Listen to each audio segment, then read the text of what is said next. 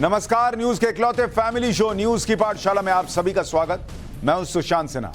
ये वो पाठशाला जहां सबकी क्लास लगती है। सबसे पहले आपको बता देता हूं कि आज पाठशाला में क्या क्या है और कौन कौन सी क्लास लगेगी।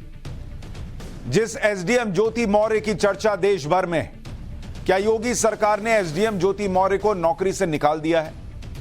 एसडीएम ज्योति मौर्य और पति आलोक मौर्य में सच कौन बोल रहा है, इसको लेकर जो बातें सामने आ रही हैं वो आपको बताऊंगा। खान सर को क्यों लगा कि एसडीएम ज्योति की जो कहानी है वो कई लड़कियों पर भारी पड़ जाएगी। एसडीएम ज्योति मौर्य और आलोक की वो बातचीत भी आपको सुनाऊंगा जो अब तक आपने नहीं सुनी। इसके अलावा मणिपुर से वो खबर आई जो मोदी विरोधियों को पसंद नहीं आएगी। सुलगते मणिपुर का पूरा सच बताने वाला चैप्टर भी लेकर आया हूं। साथ में आपको बताऊंगा कि अमेरिका क्यों बोला पीएम मोदी से आप ही बचा सकते हो। पीएम मोदी का वो काम जो ना हुआ तो अमेरिकी भूखे मर सकते हैं, वो भी आपको बताऊंगा।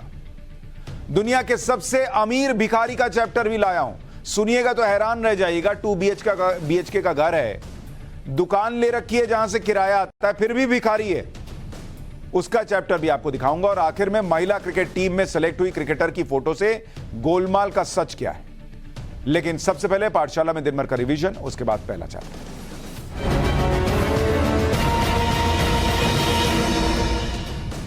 महाराष्ट्र की राजनीति अब दिल्ली में शिफ्ट हो गई। शरद पवार ने आज दिल्ली में पार्टी की वर्किंग कमेटी की मीटिंग की।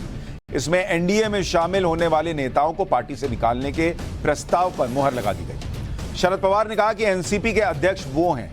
उधर अजीत पवार कैंप कह रहा है कि शरद पवार ने जो मीटिंग बुलाई थी वो मीटिंग ही गैर कानूनी है। कांग्रेस ने राजस्थान का संकट सुलझा लेने का दावा किया है। सचिन पायलट का दावा है कि उनकी मांगे मान ली गई हैं। चुनाव से पहले राजस्थान में कोई सीएम उम्मीदवार घोषित नहीं होगा। आज दिल्ली में राहुल गांधी और मल्लिकार्जुन खड़गे के साथ बैठक के बाद सचिन पायलट ने भी बड़ा बयान दिया। पायलट ने कहा कि हम आने वाले महीनों में मेहनत करके अपनी सरकार रिपीट कर सकते हैं। शराब घोटाले में आरोपी दिल्ली के पूर्व डिप्टी सीएम मनीष सिसोदिया ने सुप्रीम कोर्ट में जमानत की अर्जी दी है। तिहाड़ जेल में बंद सिसोदिया ने सीबीआई और ईडी दोनों मामलों में जमानत के लिए याचिका दाखिल की है। दिल्ली हाईकोर्ट दोनों मामलों में सिसोदिया को जमानत देने से इनकार कर चुका है। हाईकोर्ट ने सीबीआई मामले में 30 मई जबकि ईडी मामले में 3 जुलाई को सिसोदिया की जमानत याचिका खारिज कर दी थी। यूपी के बरेली में अवैध मजार को हटाए जाने के नोटिस को लेकर बवाल हो गया। प्रशासन की कार्रवाई के विरोध में मुस्लिम समुदाय के सैकड़ों लोगों ने सड़क पर हंगामा कर दिया। दरअसल बरेली विकास प्राधिकरण ने सड़क को चौड़ा करने के लिए रुहेलखंड यूनिवर्सिटी के पास बनी मजार को हटाने के लिए नोटिस जारी किया है। मध्य प्रदेश की शिवराज सरकार सीधी पेशाब कांड मामले में डैमेज कंट्रोल में जुट गई। आज सीएम शिवराज सिंह चौहान ने पीड़ित आदिवासी से सीएम आवास में मुलाकात की। पीड़ित के पैर धोए, उसे माला पहनाई और फिर साथ में खाना भी खाया। सीएम शिवराज ने घटना को लेकर दुख जताया और पीड़ित से माफी मांगी। वहीं मध्य प्रदेश के पूर्व सीएम और कांग्रेस नेता कमलनाथ ने शिवराज की पहल को नौटंकी करार दिया है। तो दिन भर का रिवीजन हो गया। पाठशाला की पहली क्लास जिसमें आपको बताऊंगा कि क्या योगी सरकार ने एसडीएम ज्योति मौर्य को नौकरी से निकाल दिया है। एसडीएम ज्योति मौर्य और पति आलोक मौर्य में सच कौन बोल रहा है। खान सर को क्यों लगा एसडीएम ज्योति की कहानी महिलाओं पर, लड़कियों पर भारी पड़ेगी।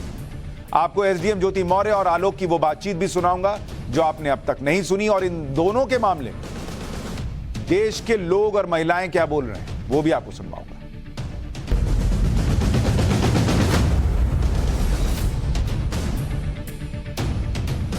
इन दिनों ज्योति मौर्य नाम की एक एसडीएम की कहानी घर घर में चर्चा का विषय बनी। इस कहानी में पति पत्नी है, उनका विवाद है, लेकिन कहानी इस तरह से बताई जा रही है, बढ़ाई जा रही है कि पति ने पत्नी को पढ़ाया लिखाया, एसडीएम बनाया और जब वो एसडीएम बन गई तो उसे पति से दिक्कत होने लगी। पति की छोटी नौकरी से दिक्कत होने लगी और उसने पति को दर दर की ठोकरें खाने के लिए छोड़ दिया। ये कहानी किसी को भी सुनाएंगे तो वो यही कहेगा कि एसडीएम पत्नी ने तो बहुत गलत किया। ऐसा किसी को करना ही नहीं चाहिए। पति ने पढ़ाया लिखाया, बड़ी नौकरी तक पहुंचाया और उसी पति को छोड़कर किसी और का दामन थाम लिया। वैसे तो ये पति पत्नी के बीच का मामला है। उनके बीच क्या हुआ वो सिर्फ पति पत्नी ही सबसे बेहतर तरीके से जानते होंगे। इसमें किसी और के बोलने की कोई जरूरत भी नहीं। लेकिन लोगों को इसमें फिल्मी कहानी दिखने लगी कुछ लोगों को, और लोग इस पर बिना बात के अपनी राय भी देने लगे। कुछ लोग तो चटकारे तक लेने लग गए। इसमें ऐसे लोग भी लग गए जिनकी सोच यह है कि लड़कियों को बाहर निकलना ही नहीं चाहिए।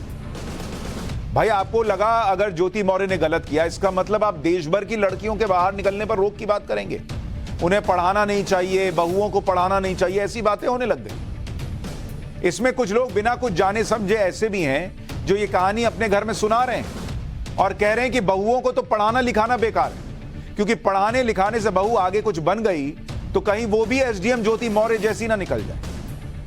वैसे तो ये बातें सुनने में मजाक लग रही होंगी आपको, लेकिन ऐसा हो रहा है, लोग कर रहे हैं। इसका मुद्दा, एक पति पत्नी का मुद्दा पूरे देश की हर बहू हर बेटी पर थोपना चाहते हैं, जैसे हर बहू हर पत्नी यही करेगी अगर वो एसडीएम बन गई तो। लोग इसे इतना सीरियसली ले रहे हैं कि बिहार के एक व्यक्ति ने अपनी पत्नी को आगे पढ़ाने से मना कर दिया। अच्छा, अभी दोनों ज्योति मौर्य और आलोक मौर्य के ऑडियो भी सुनाऊंगा और आपको यह भी बताऊंगा कि योगी सरकार ने इस पर क्या किया है, लेकिन पहले बिहार का किस्सा सुनिए। बिहार के बक्सर जिले में रहने वाले पिंटू ने प्रयागराज में बीपीएससी की तैयारी कर रही अपनी पत्नी खुशबू को वापस बुला लिया। एसडीएम ज्योति मौर्य की खबर वायरल होने के बाद पिंटू ने यह फैसला किया। पिंटू को डर है कि कहीं उनकी पत्नी भी अधिकारी बनकर उन्हें छोड़ न दे। पत्नी प्रयागराज में रहकर अपनी पढ़ाई कर रही थी, अचानक उन्हें बक्सर बुला लिया गया। इससे आहत होकर पत्नी खुशबू ने पुलिस में शिकायत कर दी। पुलिस ने पति को बुलाया और बात की, लेकिन पुलिस के सामने भी पति पिंटू ने अपनी पत्नी को आगे पढ़ाने में असमर्थता जाहिर कर दी। सुनिए। आपसे और ये जितने मीडिया भाई लोग से हम जोड़ी है, अब हम पढ़ाने में असमर्थ है। आपसे और ये जितने मीडिया भाई लोग से हम जोड़ी है, अब हम पढ़ाने में असमर्थ है। पति पिंटू ने हाथ जोड़ दिए कि मैं अब नहीं पढ़ा पाऊंगा। अच्छा, बाहर निकलकर पिंटू ने कहा कि जिस तरह की घटनाएं हो रही हैं, उसके बाद वो अपनी पत्नी को आगे नहीं पढ़ा पाएंगे। अगर कुछ हो गया तो फिर उनके पास कुछ नहीं बचेगा। सुनिए बाहर निकलकर क्या बोल रहे हैं। नया घटना जो देखे कि मिलल प्रयागराज वाला ज्योति मौर्य और आलोक मौर्य के बीच, कि उन्होंने सफाई कर्मचारी होते इतना त्याग करके अपनी वाइफ को, अपनी पत्नी को, अपनी औरत को इतना बड़ा जगह पर ले गया, और ले जाने के बाद अगर इस तरह की घटना उनके साथ हो रहा है तो इस घटना से बहुत मैं आहत हूँ। इसलिए मैं आगे पढ़ा नहीं सकता। पहले तो आप पढ़ा रहे थे? पहले पढ़ा रहे थे, इस तरह घटना नहीं थी। भरसक खेत बाजार दुनिया गहना गुड़िया बेच के कर देते, बात वो अलग होता। लेकिन आज हमारे साथ इस तरह की समस्या नहीं है, हम नहीं हो सकता है हमारे से। इसलिए नहीं होगा कि कल क्या घटना होगी, परसों क्या घटना होगी, हम सब कुछ बेच देते, लास्ट में क्या करेंगे। जो यूपी का घटना घटा है ज्योति मौर्य वाला, मेरे पति चाहते हैं कि अब हम भी नहीं आगे सक्षम हैं पढ़ाने में, लेकिन शुरू से लेके आज तक 10 साल से वो हमको पढ़ा रहे हैं। और आज अगर पीछे हट जाएं तो ऐसे ही तो हर महिला का मतलब मनोबल टूटता जा रहा है। वो बोल रहे हैं कि हम इसमें अब सक्षम नहीं हैं, हम भी नहीं पढ़ाएं। अगर पढ़ाएं, अकल का यही घटना हो जाए तो देखिए, हर कोई एक जैसा तो नहीं है, हर कोई एक जैसा नहीं है। हम नहीं मतलब ऐसा करेंगे, लेकिन कह रहे हैं कि नहीं, आगे का मनमति कौन जानता है कि कब क्या होगा। ऐसे ही हर औरत का मनोबल टूटता जा रहा है। खुशबू मौर्य और आलोक मौर्य, जो माफ कीजिएगा ज्योति मौर्य और आलोक मौर्य की कहानी में सबसे बड़ा संकट यहीं आकर खड़ा हो गया कि पिंटू कुमार जैसे लोगों को लगने लगा कि उनकी पत्नी भी धोखा दे देगी। और खुशबू जी सही कह रही हैं, हर पत्नी ऐसा करेगी इसकी क्या गारंटी है भाई? और अगर नहीं पढ़ाइएगा तो नहीं करेगी, इसकी क्या गारंटी है? इसलिए आप पढ़ाना छोड़ दीजिएगा, आगे बढ़ाना छोड़ दीजिएगा। भाई सब एक जैसे नहीं होते, लेकिन एक पिंटू नहीं, ऐसी सोच वाले बहुत सारे लोग हैं। और ये जो हो रहा है ये वही पुरानी सोच है जिसमें ये कहा जाता है कि लड़कियों को बाहर मत भेजो, लड़कियों को ज्यादा पढ़ाओ लिखाओ नहीं, लड़कियों को ज्यादा आजादी मत दो। ऐसे में जब ज्योति मौर्य जैसे मामलों की कहानियां वायरल होने लगती हैं तो पुरानी सोच वाली वही लोग उछलने लगते हैं कि वो जो कहते थे, देखो बात सही निकल गई ना, लड़कियों को ज्यादा छूट दोगे तो यही होता है। अरे भैया, दुनिया भर की लड़कियां आगे बढ़ रही हैं, क्या सबके साथ यही हो गया है क्या? लेकिन कुछ लोग ऐसे भी हैं जिन्हें किसी सोच से मतलब नहीं, उन्हें सिर्फ ज्योति मौर्य के केस में अपना एंटरटेनमेंट दिख रहा है। वो सिर्फ चटकारे लेने के लिए इस मामले में कमेंट कर रहे हैं, रील बना रहे हैं, मीम बना रहे हैं, गाने तक बनाए जा रहे हैं। एक लड़की की निजी जिंदगी की कहानी इनके लिए मनोरंजन का साधन बन गई और इस तरह से मजाक किया जा रहा है। देखिए, गाना बन गया, बेटी पढ़ाओ बीवी नहीं। ये गाना बना दिया लोगों ने कि बेटी पढ़ाओ बीवी नहीं। क्यों? वो जो आपकी बीवी है वो किसी की बेटी नहीं है? और सारी बीवियां जो पढ़ रही हैं उनके साथ ऐसा ही हो रहा है क्या? सारे पति जो अपने बीवी को आगे बढ़ाना चाह रहे हैं उनके साथ ऐसा ही हो रहा है क्या? ये सबसे बड़ा संकट है ज्योति मौर्य और आलोक मौर्य के केस का, कि एक पति पत्नी की कहानी लोगों ने ऐसा बना दिया कि कुछ के लिए एंटरटेनमेंट का साधन, कुछ के लिए पैसे कमाने का साधन और कुछ के लिए लड़कियों को फिर से जंजीरों में बांधने का साधन बन गया। एक यूजर ने लिखा कि आज मेरे पति ने इस घटना यानी ज्योति मौर्य की कहानी से स्तब्ध होकर मुझे प्रयागराज से बीच में ही पीसीएस की तैयारी छुड़वाकर घर वापस बुला लिया। पति ने कहा कि हमें नहीं बनना हीरा ठाकुर। एक और यूजर ने कमेंट किया कि ज्योति मौर्य के चलते प्रयागराज के कोचिंग सेंटर से 135 बीवियों को उनके पति वापस बुला रहे हैं। मेरा कहना है कि लड़कियों को पढ़ने के लिए भेजना ही क्यों। हमें यह तो नहीं पता कि कितने लोगों ने अपनी पत्नियों को सिविल सर्विसेज की तैयारी से वापस बुला लिया, लेकिन पटना के खान सर कोचिंग वाले भी यही कह रहे हैं कि ऐसा देखा जा रहा है और वो चिंतित है कि बहुतों को इसकी कीमत चुकानी, यानी खान सर को भी समझाना पड़ रहा है कि भाई घर पे बता दो, सब एक जैसे नहीं होते। अगर कोई पति ऐसा कर रहा है कि वो पत्नी को पढ़ने से रोक रहा है, पत्नी कहीं बाहर पढ़ने गई है तो उसे वापस बुला रहा है और ये कह रहा है कि तुम तो ज्योति मौर्य नहीं बन जाओगी, तो ये बहुत गलत है, बिल्कुल गलत है। क्योंकि किसी को अभी तक पूरी जानकारी नहीं है कि ज्योति मौर्य के मामले में किसका पक्ष पूरी तरह सही है, क्योंकि अभी तक हम सिर्फ ज्योति के पति आलोक मौर्य की कहानी सुन रहे हैं। आज ज्योति ने भी अपना जवाब दिया, ज्योति मौर्य की तरफ से कुछ सबूत दिए गए और ये सब आपको आगे दिखाऊंगा। लेकिन आप में से जिन लोगों को ये मामला नहीं पता, उन्हें पहले इसका बैकग्राउंड थोड़ा सा बता देता हूं। यह मामला वाराणसी की ज्योति मौर्य और आजमगढ़ के आलोक मौर्य के बीच का है। दोनों की शादी 2010 में हुई थी, उनकी 2 बेटियां भी। ज्योति मौर्य की जब शादी हुई थी तो उस वक्त वो ग्रेजुएशन कर रही थी। कई लोगों को ऐसा भी लगता है कि जैसे वो बिल्कुल पढ़ी लिखी नहीं थी और उनके पति ने ही उनको शादी के बाद पढ़ाया। ऐसा नहीं है, शादी के वक्त वो ग्रेजुएशन कर रही थी और उनके पति आलोक मौर्य प्रयागराज में सफाई कर्मचारी थे। शादी के बाद ज्योति ने ग्रेजुएशन पूरा किया। आलोक का दावा है कि ज्योति को आगे पढ़ाने में उन्होंने बहुत सपोर्ट किया। आलोक का दावा यह भी है कि वो ज्योति को प्रयागराज लेकर आए और यूपी पीसीएस की तैयारी करवाई। 2015 में ज्योति ने पीसीएस क्लियर कर लिया, उसे 16वीं रैंक मिली थी। इसके बाद उसकी एसडीएम के तौर पर कई शहरों में तैनाती हुई। लेकिन पिछले 3 साल से ज्योति और आलोक के बीच विवाद चल रहा है और यह विवाद अब सोशल मीडिया से होता होता घर घर तक पहुंच गया और उसके साइड इफेक्ट्स भी देखने को मिल रहे हैं। पति पत्नी का यह विवाद जब सार्वजनिक हुआ, पति आलोक मौर्य कैमरे पर आकर सब बताने लगे, रोने लगे, तो लोगों को आलोक से हमदर्दी भी हुई। आलोक को लोग पीड़ित मानने भी लगे और एसडीएम ज्योति मौर्य को गलत बताने लगे, क्योंकि कोई भी यह कहानी सुनकर दर्द महसूस करेगा कि भाई पति जो सफाई कर्मचारी है, अगर उसने पैसा लगाया, पढ़ने में मदद की, अफसर बनने में मदद की और उसे ही पत्नी ने साइड लगा दिया, तो ये आलोक का पक्ष जो है वो अपनी जगह पर सही है कि भाई उसके साथ तो गलत हुआ। एक बार आलोक मौर्य को सुनिए, फिर आऊंगा ज्योति मौर्य क्या कह रही है। आज परिस्थिति ऐसा बन गई कि वही ससुर और वही पति राम मुरारी मौर्य दहेज उत्पीड़न का मामला सर झेल रहे हैं सर हम। और सर यहाँ तक कि मेरी पत्नी सर मेरी जान लेना चाहती हैं, मुझे सिर्फ फोन करके कही है कि ये जांच सब रुकवा दो, नहीं तो तुम्हारी जान चली जाएगी सर। उसके पीछे सर उनका भाई सचिन मौर्य मेरे पीछे लगा हुआ, मेरे घर के आगे पीछे रहता है, बंदूक लेके घूम रहा है। उधर एसडीएम ज्योति के पति आलोक मौर्य अपनी पत्नी पर यह आरोप लगा रहे हैं कि उनकी पत्नी ज्योति मौर्य उन्हें जान से मारने की साजिश कर रही है। ज्योति मौर्य का भाई बंदूक लेकर आलोक उन्हें डराता रहता है। पत्नी ज्योति मौर्य ने दहेज उत्पीड़न का झूठा केस उन पर किया हुआ है। पत्नी ज्योति मौर्य को पढ़ाया लिखाया, लेकिन सफाई कर्मी होने की वजह से उन्हें छोड़ दिया गया। पत्नी ज्योति मौर्य का किसी और से अफेयर चल रहा है। ज्योति मौर्य को अपने आवास पर रंगे हाथ पकड़ लिया था। पत्नी ज्योति मौर्य आलोक को बेटियों से मिलने नहीं दे रही। ज्योति मौर्य ने बड़े पद का रुतबा दिखाकर आलोक के सीनियर से आलोक की शिकायत करके बर्खास्त करने को कहा। आलोक ने ज्योति मौर्य पर घोटाले का भी आरोप लगाया है कि वो 10 लाख रुपए की रिश्वत लेती। आलोक का आरोप है कि जिस व्यक्ति से ज्योति मौर्य का अफेयर चल रहा है वो खुद शादीशुदा है। आलोक मौर्य का आरोप यह भी है कि ज्योति मौर्य ने फोन करके धमकी दी कि तुम्हारी नौकरी चली जाएगी। ये सारे आरोप पति आलोक मौर्य ने एसडीएम ज्योति मौर्य पर लगाए। आलोक ने अपनी एसडीएम पत्नी की बेवफाई साबित करने के लिए जो पत्नी से निजी बातचीत की रिकॉर्डिंग थी वो भी सार्वजनिक कर दी।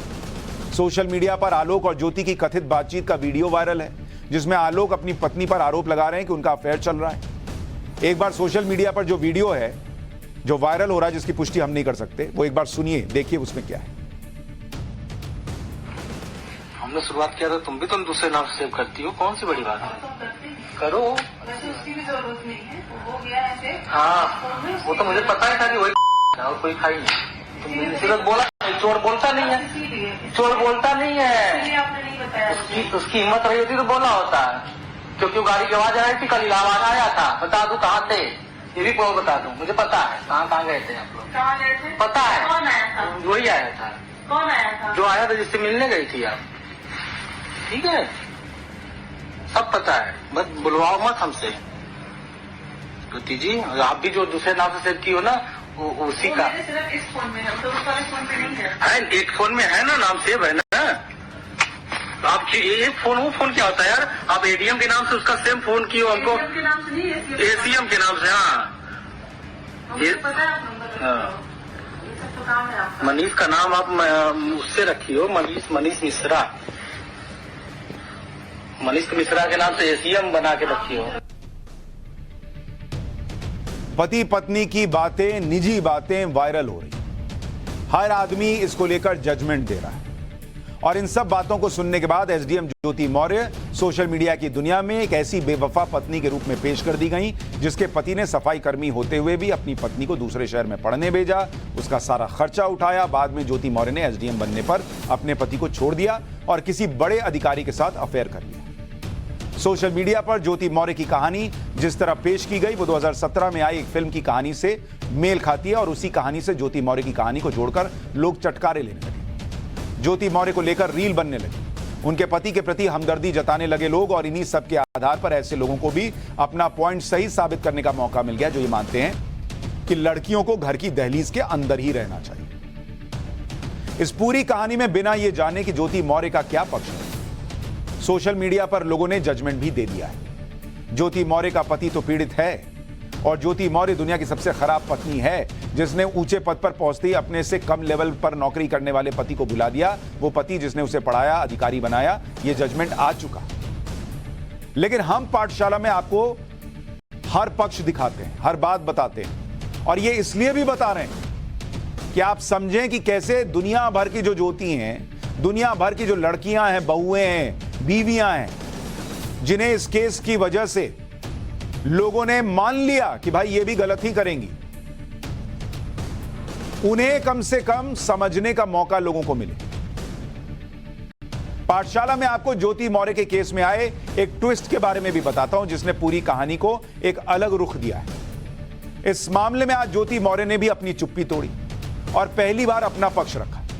ज्योति मौर्य बेवफाई के आरोपों पर क्या कह रही हैं वो भी आपको बताऊंगा, लेकिन सबसे पहले पढ़ाई लिखाई वाली बात, उस पर ज्योति मौर्य के पति आलोक ने क्या कहा है, एक बार वो भी सुनिए। के बाद सर 2010 में मेरी शादी चिरेगांव निवासी ज्योति मौर्य से हुई। सर बहुत धूमधाम से शादी हमारी हुई, बहुत अच्छा हम लोग परिवार चल रहा था। ज्योति मौर्य सर वो पढ़ना चाहती थी, सर मैं उनको लेके इलाहाबाद चला आया। उनको सर मैंने पढ़ाया, पैसे उधार लेके, कैसे मैं छोटा कर्मचारी था, मेरे पास इतने पैसे थे, मेरे पिताजी पैसे दिए, मैंने उनको पढ़ाया लिखाया। वो 2016 में सर पीसीएस अधिकारी बन गई, एसडीएम पद पे चयन हुआ सर उनका। इस तरह की कई बातें एसडीएम ज्योति मौर्य को लेकर कही जा रही हैं, लेकिन जब उन्हें लगा कि उनके बारे में अलग अलग तरह की बातें चल रही हैं, जब उन्हें लगा कि ये मामला हद से बाहर जा रहा है, पूरी कहानी एक तरफा चल रही है, तो ज्योति मौर्य ने आज चुप्पी तोड़ी। उन्होंने जवाब में क्या कहा वो भी आपको बताता हूं। ज्योति मौर्य ने पढ़ाई लिखाई वाली बात पर यह कहा कि उनकी शादी बचपन में नहीं हुई थी। आलोक ने उन्हें बचपन से नहीं पाला है, आलोक ने उन्हें बचपन से नहीं पढ़ाया है। जहां तक शादी के बाद सपोर्ट करने वाली बात है, तो हर पति पत्नी एक दूसरे को सपोर्ट करते हैं, इसमें कोई एहसान वाली बात नहीं। ये ज्योति मौर्य का पक्ष है। इसी तरह से आलोक मौर्य लगातार ज्योति मौर्य के पद की बात कर रहे हैं कि ज्योति एसडीएम है और वो मामूली कर्मचारी हैं, इसलिए ज्योति मौर्य ये सब कर रही है। एक बार आलोक इस पर क्या कहते हैं वो भी सुनिए, फिर ज्योति मौर्य ने क्या कहा है इस पर वो आपको बताऊंगा। मेरी सर 9 साल की बेटियां हैं सर, और मेरी बेटियों से मिलने नहीं दिया जा रहा है सर। और यहाँ तक कि ज्योति मौर्य अपने पद का दुरुपयोग करते हुए मेरे जिला पंचायत अधिकारी, राज अधिकारी, जो कि सर बहुत ईमानदार अधिकारी है, उनसे बार बार शिकायत कर रही है कि इनको बर्खास्त कर दीजिए। कहाँ आपने शिकायत की है? सर मैंने मुख्यमंत्री क्या की है सर, धूमनगंज थाने में सर मैं 10 बार गया हूँ। ज्योति मौर्य के मामले में सबसे बड़ी बात यही कहा जा रही है कि पत्नी एसडीएम बन गई, पति सफाई कर्मचारी रहा, इसलिए पत्नी ने पति को छोड़ दिया। इस पर ज्योति मौर्य का कहना है कि इशू आलोक मौर्य के सफाई कर्मचारी होने का नहीं है, इशू उनके एसडीएम होने का भी नहीं है, इशू सिर्फ पति पत्नी का है। ज्योति का कहना है कि आलोक के सफाई कर्मचारी होने से उन्हें कोई प्रॉब्लम नहीं थी, यह शादी से जुड़ा विवाद है और यह विवाद कोर्ट में है। आलोक मौर्य का अपनी एसडीएम पत्नी ज्योति मौर्य को लेकर एक आरोप यह भी है कि उनकी पत्नी का कहीं और अफेयर है। उस पर आलोक ने क्या बताया कैमरे पर वो सुनिए, फिर ज्योति मौर्य का जवाब सुनाऊंगा। वो सर अब जिला कमांडेंट होमगार्ड गाजियाबाद में है सर, वो खुद शादीशुदा पहले से है सर वो वही सर उसी का सर मेरे पत्नी के साथ अवैध संबंध। उसकी पत्नी भी सर बहुत परेशान है, मुझसे संपर्क में आई, कही भैया हम दोनों का परिवार टूट रहा है, इसी तरह सही कर लिया जाए। हमने कहा बहन मैं पूरी कोशिश कर रहा हूँ, लेकिन सर अभी तक कोई उसका निर्णय नहीं मिल रहा है। सर ये लोग लखनऊ के अच्छे अच्छे होटलों जैसे गोल्डन तुलिप, मैरियार्ड होटल में सर ये लोग जाके रुकते हैं। आलोक अपनी एसडीएम पत्नी पर जो आरोप लगा रहे हैं उस पर भी ज्योति मौर्य ने जवाब दिया। ज्योति मौर्य का कहना है कि उनका किसी से अफेयर है या नहीं, ये उनका पर्सनल मैटर है। हमने आपको ज्योति और आलोक दोनों का पक्ष इसलिए सुनाया ताकि दुनिया भर में, देश भर में जो पति घबरा गए हैं, जो परिवार वाले घबरा गए कि बेटी बाहर निकलेगी, बीवी बाहर निकलेगी तो पता नहीं अफेयर ही कर लेगी, उन्हें दोनों का पक्ष पता होना चाहिए। इन दोनों का फैसला तो कोर्ट में होगा, लेकिन जो लोग जजमेंट देकर अपने घर में बेटियों को, बीवियों को, बहुओं को जंजीरों से जकड़ देना चाहते हैं, उन्हें दोनों पक्ष सुनाना जरूरी था। अच्छा, इस झगड़े में नए नए मोड़ आ रहे हैं। ज्योति के परिवार की तरफ से आरोप लगाया गया कि उन्हें धोखे में रखकर शादी की गई। परिवार वालों का आरोप है कि शादी के वक्त बताया गया था कि आलोक मौर्य ग्राम पंचायत का अधिकारी है, लेकिन बाद में पता चला कि वो सफाई कर्मचारी है। शादी का एक कार्ड भी दिखाया जा रहा है जिसमें आलोक मौर्य के ग्राम पंचायत अधिकारी होने की बात छपवाई गई है।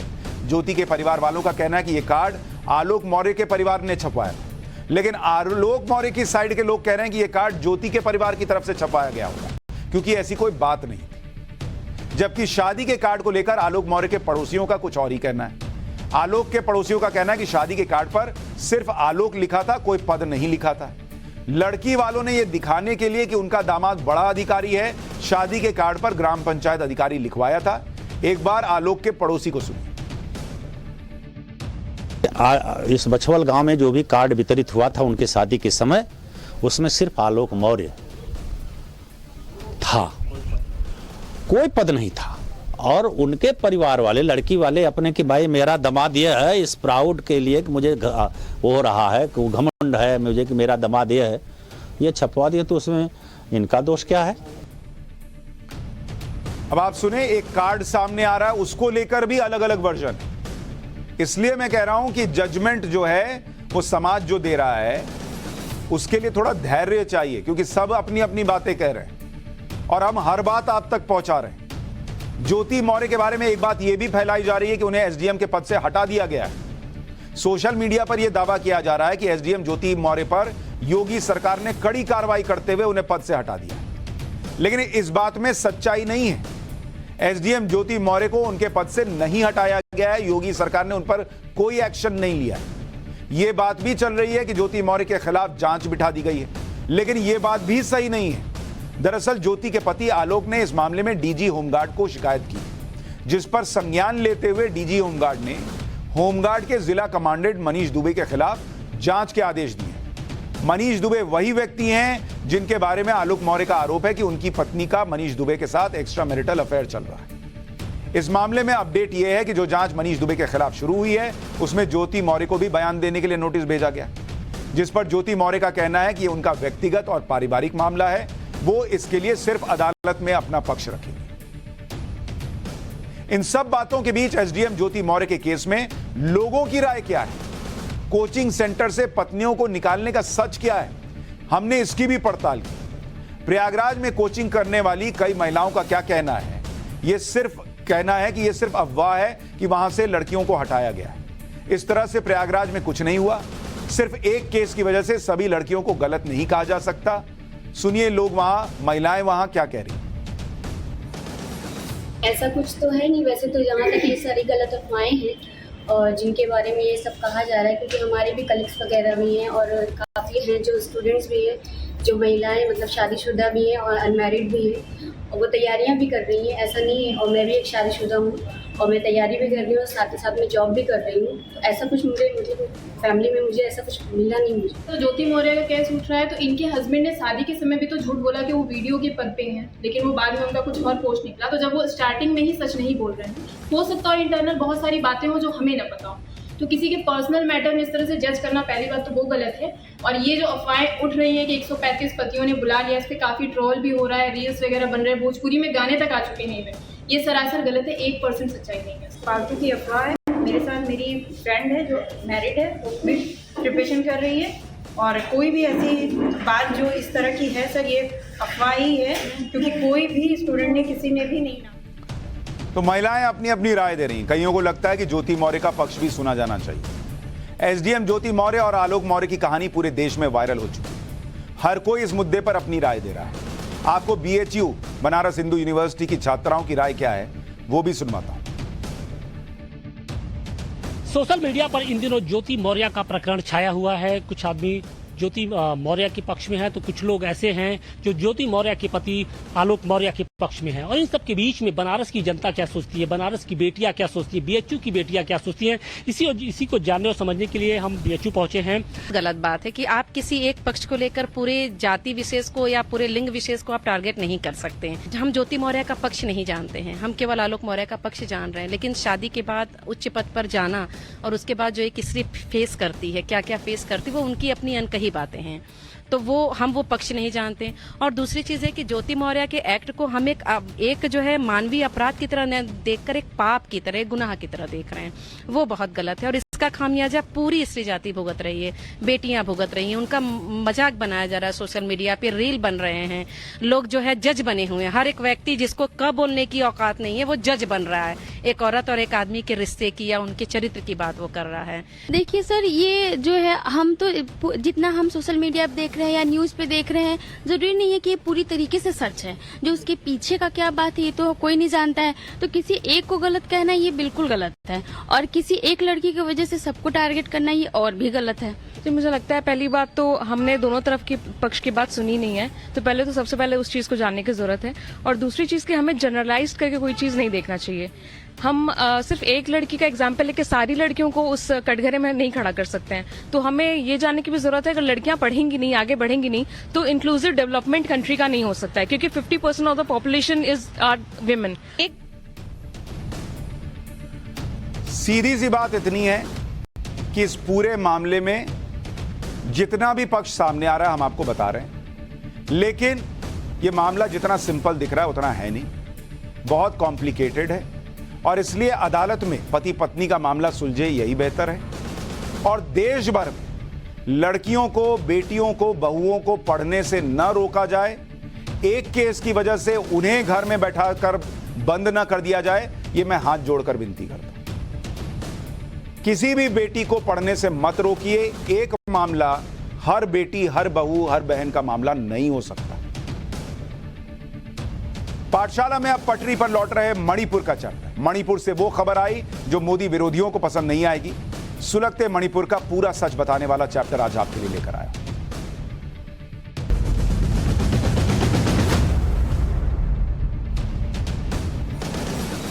पिछले कुछ दिनों से मणिपुर में स्थितियां कंट्रोल में आती दिख रही हैं। वहां कोई बहुत बड़ी हिंसा की घटना कुछ दिनों से नहीं है। कई दिनों से ज्यादातर इलाकों में आगजनी बंद है। मणिपुर में गर्मी की छुट्टियां और हिंसा की गर्मी खत्म होने के बाद 8वीं तक के सरकारी स्कूल खुल चुके हैं। स्कूल शुरू होने से पिछले 2 महीने से सुनसान पड़ी सड़कों पर रौनक दिखने लगी। बच्चे भी खुशी खुशी स्कूलों में पहुंच रहे हैं। ये मणिपुर के बच्चे हैं जो अब सड़कों पर दिख रहे हैं, स्कूलों में जाते दिख रहे हैं। स्कूलों पर गाड़ियां स्कूलों की जो वैन्स है वो दिख रही हैं, सड़कों पर गाड़ियां दिख रही हैं। ये उस मणिपुर की तस्वीर है जो पिछले 2 महीने से सुलग रहा है।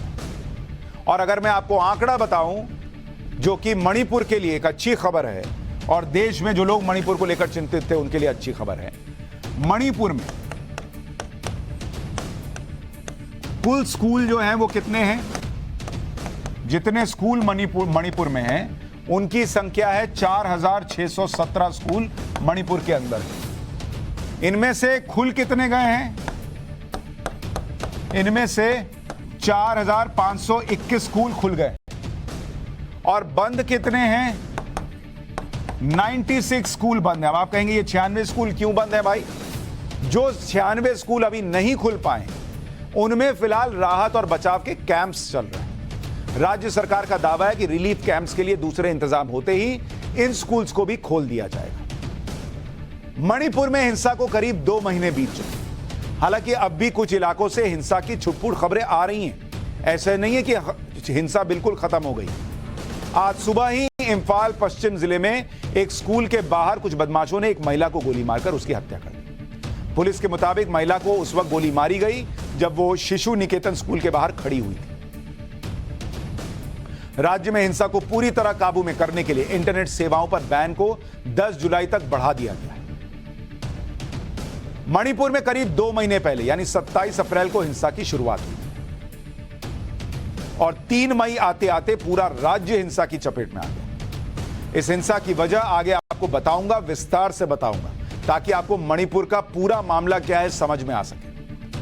वो लोग जिन्होंने पूर्वोत्तर को अपने जमाने में कोने में छोड़ रखा था वो भी इतना चिंतित हैं। अच्छी बात है, आज उनको चिंता तो हो रही है पूर्वोत्तर, लेकिन पूरा मसला क्या है मणिपुर का आपको एक एक डिटेल बताऊंगा। लेकिन पहले बताता हूं कि इस हिंसा की वजह से मणिपुर में कितना नुकसान हुआ है। इस हिंसा में जो मणिपुर में 2 महीने से हिंसा चली, अब तक कम से कम 120 लोग मारे जा चुके हैं, जबकि 300 से ज्यादा लोग घायल हुए। 275 गांव में 3400 से ज्यादा घर तबाह हो गए। 121 चर्च और 17 मंदिर तबाह होने की खबर। 4000 से ज्यादा सरकारी हथियार भी लूटे गए। तो यह सब हुआ है बीते 2 महीने में मणिपुर में। लेकिन अब बताता हूं कि आखिर मणिपुर में ऐसी स्थिति आई क्यों? करीब 2 महीने तक मणिपुर सुलगता क्यों रहा? दरअसल मणिपुर में हिंसा का लंबा इतिहास रहा है। इस इतिहास में मणिपुर के भूगोल की अपनी भूमिका है, मणिपुर के सामाजिक ताने बाने का भी अहम रोल है।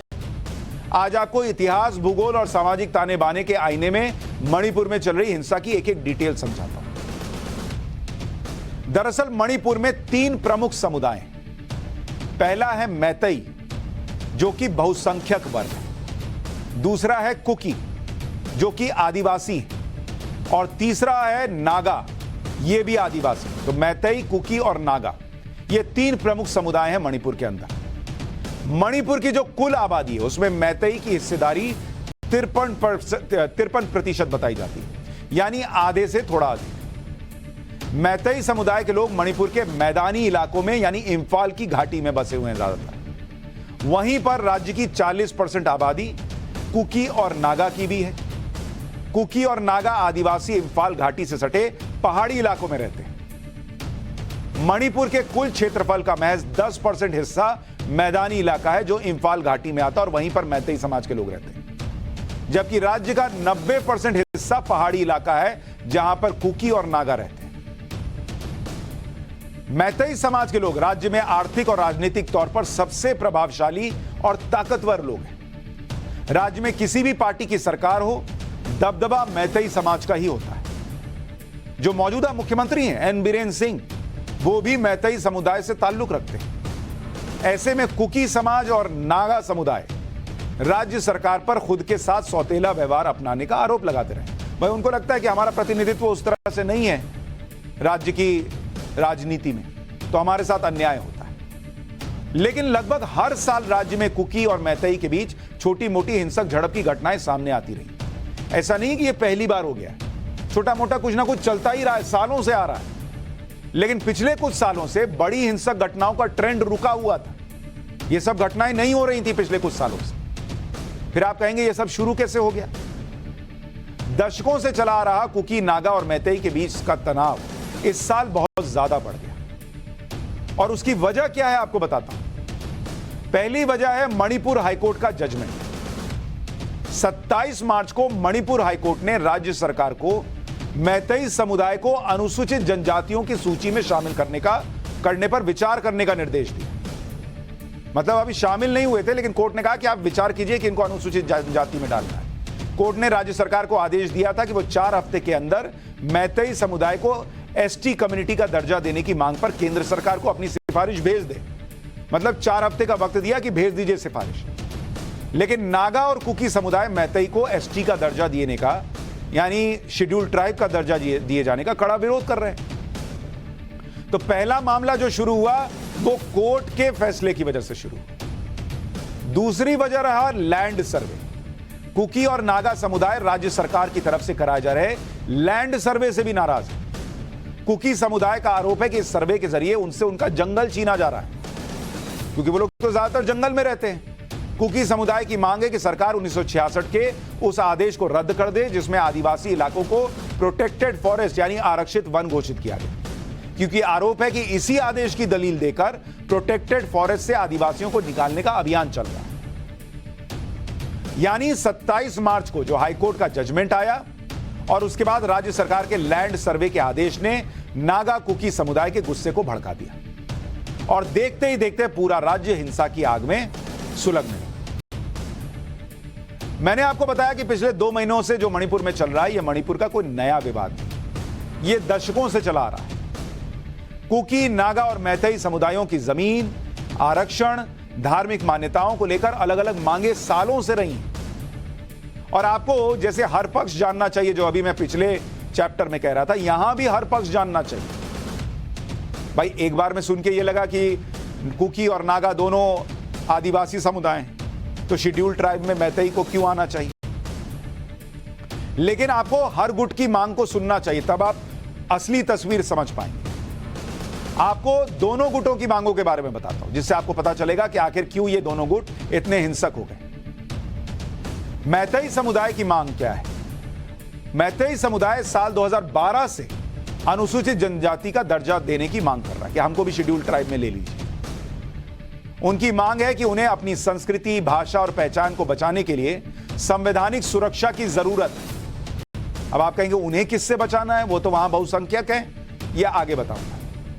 मैतेई समुदाय की दलील है कि 1949 में मणिपुर के भारत में विलय से पहले उन्हें जनजाति का दर्जा मिला हुआ था। मतलब वो ये बोलते हैं कि भाई हम तो पहले शेड्यूल ट्राइब ही थे, फिर जब हम भारत से आके मिले तो हमें उसमें से हटा दिया गया। लेकिन मैतेई समुदाय की इस मांग का नागा और कुकी समुदाय विरोध कर रहे हैं। नागा और कुकी समुदाय की दलील है कि मैतेई पहले ही राज्य में बहुसंख्यक है, भाई इनकी संख्या ज्यादा है, तो इनको शेड्यूल ट्राइब में क्यों लीजिएगा आप? इनको आरक्षण क्यों दीजिएगा? इनको फायदा क्यों मिलेगा? इसके अलावा नागा कुकी की यह भी दलील है कि राज्य की 60 में से 40 विधानसभा सीटें पहले से ही मैतेई समुदाय के दबदबे वाली इंफाल घाटी में, तो वो कह रहे हैं कि भाई 60 में से 40 सीट इनके पास है, इनको भी शेड्यूल ट्राइब का आरक्षण दे दीजिएगा और ये आरक्षित सीट पे भी लड़ेंगे तो हमारे लिए क्या बचेगा? दोनों का अपना पक्ष है। नागा और कुकी जनजातियों को आशंका है कि शेड्यूल ट्राइब वर्ग में मैतेई समुदाय को आरक्षण मिलने से उनके अधिकारों में बंटवारा हो जाएगा। मौजूदा कानून के अनुसार मैतेई समुदाय को राज्य के पहाड़ी इलाकों में बसने की इजाजत नहीं है, लेकिन वो अगर एसटी में शामिल हो जाएंगे तो उनको भी इजाजत मिलेगी। इसी से पहाड़ी इलाकों में रहने वाले कुकी समाज और नागा समाज में डर का माहौल है। उनको लगता है हमारा पहाड़ छिन जाएगा। लेकिन आपको यह भी बताता हूं कि मणिपुर के बहुसंख्यक मैतेई एसटी का दर्जा क्यों मांग रहे हैं, उन्हें किससे खतरा है? दरअसल मैतेई समुदाय का कहना है कि बड़े पैमाने पर म्यांमार और बांग्लादेश से जो अवैध प्रवासी मणिपुर में आकर बस गए, उससे उन्हें यह डर सता रहा है कि उनकी सांस्कृतिक पहचान खतरे में। और इसकी वजह आपको मैप के जरिए दिखाता हूं। देखिए, नॉर्थ ईस्ट की करीब 1650 किलोमीटर सीमा जो है वो म्यांमार से सटी हुई है। आधिकारिक आंकड़ों के मुताबिक म्यांमार से 52,000 से ज्यादा शरणार्थी पूर्वोत्तर के राज्यों में आकर बस चुके हैं। इनमें से मणिपुर में करीब 7800 शरणार्थी, और ये तो वो हैं जिन्हें शरणार्थी का दर्जा मिला हुआ है। कई तो ऐसे हैं जो रह रहे हैं लेकिन शरणार्थी नहीं है, तो उनका डेटा वगैरह भी उतना नहीं है। इसके अलावा भी बड़ी संख्या में म्यांमार और बांग्लादेश से आए अवैध प्रवासी मणिपुर में आकर बस गए। अब मैतेई समुदाय जो बहुसंख्यक समुदाय मेजॉरिटी में, उसका दावा यही है कि म्यांमार और बांग्लादेश के अवैध प्रवासियों की वजह से उनके अधिकार खतरे में पड़ गए, और इसकी वजह भी आपको समझनी है। दरअसल साल 1951 से 2011 के बीच मणिपुर में मैतेई समुदाय की आबादी 59% से घटकर 44% रह गई। हालांकि कुकी और नागा समुदाय का कहना है कि नहीं, ये 50% से ज्यादा है, लेकिन मैतेई समुदाय कह रहा है कि भाई 2011 का सेंसस उठा के देख लीजिए, हम 44% रह गए। जबकि इस दौरान नागा और कुकी समुदाय की आबादी 19% से बढ़कर 40% हो चुकी है। वहीं 2001 से 2011 के बीच इंफाल घाटी में जहां मैतेई समुदाय के लोगों की संख्या ज्यादा है, वहां की आबादी सिर्फ 16% बढ़ी, जबकि पहाड़ी इलाकों में जहां नागा समुदाय और कुकी समुदाय की आबादी ज्यादा है, वहां की आबादी 40% बढ़ी। और इसी वजह से मैतेई समुदाय और नागा कुकी के बीच टकराव बढ़ता चला गया। मणिपुर में हालात को कंट्रोल करने के लिए किस तरह से केंद्र और राज्य सरकार ने मिलकर काम किया, यह भी आपको जानना चाहिए। जैसे ही मणिपुर में हिंसा भड़की, सरकार ने फौरन एक्शन लिया। 3 मई को असम राइफल्स की 55 कंपनियां तैनात कर दी गई थी। ऐसा नहीं है कि सरकार सो रही थी। 27 अप्रैल को जजमेंट आया, वहां मामला शुरू हुआ। 3 मई को असम राइफल्स की 55 कंपनियां तैनात की गई। 4 मई को सरकार ने उपद्रवियों को देखते ही गोली मारने का आदेश दिया। 4 मई को केंद्र सरकार ने मणिपुर में आर्टिकल 355 लागू कर दिया और सुरक्षा व्यवस्था अपने हाथ में ले ली। 5 और 6 मई को 43,000 लोगों को सेफ लोकेशन पर शिफ्ट किया गया। केंद्रीय गृह मंत्री अमित शाह 29 मई को 4 दिन के मणिपुर दौरे पर गए। गृह मंत्री ने हंगामा करने वालों से शांति की अपील की। अमित शाह की अपील के बाद 140 लोगों ने अपने हथियार छोड़े। मणिपुर में लगभग 6,000 एफआईआर अब तक दर्ज की जा चुकी है और लगभग 5,000 लोगों को हिंसा के आरोप में गिरफ्तार भी किया गया। 5,000 लोग अरेस्ट हुए। मणिपुर में हालात को कंट्रोल करने के लिए केंद्र सरकार ने कोई कसर नहीं छोड़ी। मणिपुर हिंसा को लेकर गृह मंत्री अमित शाह और राज्य के मुख्यमंत्री कई राउंड की बैठक कर चुके हैं। गृह मंत्री अमित शाह 29 मई से 1 जून तक मणिपुर के दौरे पर थे। उन्होंने दोनों समुदायों से, यानी मैतेई समुदाय से भी और कुकी नागा समुदाय से भी शांति बनाए रखने की अपील की थी। अमित शाह ने हिंसा में शामिल लोगों से हथियार सरेंडर करने के लिए भी कहा था, जिसके बाद बड़ी संख्या में लोगों ने हथियार सरेंडर भी किए। इसके अलावा केंद्र की तरफ से सेना और पैरामिलिट्री फोर्सेस की तैनाती की गई। मणिपुर में करीब 40,000 केंद्रीय सुरक्षा बलों की तैनाती की गई। 40,000। सीआरपीएफ की 52 कंपनियां तैनात की गई। रैपिड एक्शन फोर्स की 10 कंपनियां भेजी गई। बॉर्डर सिक्योरिटी फोर्स की 43 कंपनियां तैनात हैं। आईटीबीपी की 4 कंपनियां और एसएसबी की 5 कंपनियां भी तैनात हैं। इसके अलावा 30 अतिरिक्त कंपनियां भी भेजी गई। आप सुन रहे हैं कितनी बड़ी संख्या में वहां सुरक्षा बलों को भेजा गया। हालांकि मणिपुर में शांति को पूरी तरह बहाल करने में केंद्र और राज्य के सुरक्षा कर्मियों के सामने कुछ चुनौतियां भी, क्योंकि आप भी सोच रहे होंगे जब इतने लोग गए हुए हैं तो कंट्रोल क्यों नहीं हो रहा। भाई पहली बात तो यह है कि सुरक्षा कर्मी जब मणिपुर के संवेदनशील इलाकों में जा रहे हैं तो लोगों और सुरक्षा कर्मियों के बीच में अविश्वास देखने को मिल रहा है, क्योंकि ये लोग बाहर से आए, नए आए, तो वो एक ट्रस्ट फैक्टर की कमी है। ऐसी खबरें भी आई थी कि सेना के काफिले को ब्लॉक किया जा रहा है, महिलाओं का ग्रुप बनाकर रास्ते रोके जा रहे हैं। सेना और सुरक्षा बलों के बारे में कई तरह की अफवाहें भी फैलाई गई, जिससे सेना और सुरक्षा बलों के बीच ही मतभेद हो जाए। पुलिसिंग सिस्टम के सामने चैलेंज ये है कि समुदाय के आधार पर पुलिस में भी बंटवारा हो गया था। भाई वो तो लोकल ही लोग हैं। ये सब देखते हुए ही केंद्र सरकार ने मणिपुर में नए डीजीपी को भेजा था। पूर्व सीआरपीएफ चीफ को मणिपुर सरकार का सिक्योरिटी एडवाइजर बनाया गया। ऐसा ही अविश्वास नेताओं और स्थानीय लोगों के बीच में भी दिख रहा है। सबसे पहले इस अविश्वास को खत्म करना होगा, तब जाकर मामला पूरी तरह शांत होगा। किसी को किसी पर भरोसा ही नहीं है। दूसरी बात, स्थानीय लोग जो हिंसा का हिस्सा नहीं है, उन लोगों के भीतर डर का माहौल है, वो घर से बाहर नहीं निकल रहे। पूरी शांति बहाल करके ऐसे लोगों को भरोसे में लेना होगा।